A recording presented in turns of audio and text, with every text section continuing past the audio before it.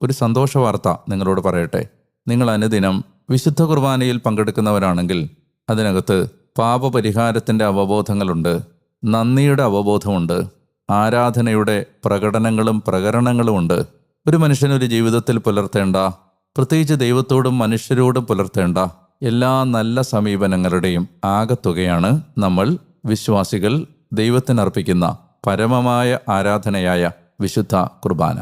സത്യത്തിൽ വിശുദ്ധ കുർബാനയിൽ പങ്കെടുക്കുന്ന ഒരാൾക്ക് ഈ അവബോധങ്ങളെല്ലാം തന്നെ സ്വാഭാവികമായി വന്നു ചേരേണ്ടതാണ്.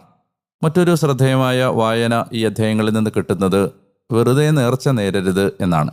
അതായത് ഒരു വാക്കും ദൈവത്തോട് വെറുതെ പറയാൻ ഇടയാവരുത്. നിയമാവർത്തനം 29 മൊവാബ് സമതലത്തിൽ വെച്ച് വീണ്ടും ഈ ഉടമ്പടി പുതുക്കി, ഉടമ്പടിയെക്കുറിച്ച് വീണ്ടും ഓർമ്മിപ്പിച്ച് ഒരു ഉടമ്പടി ജീവിതത്തിൽ ഉൾപ്പെട്ടില്ലെങ്കിൽ സംഭവിക്കും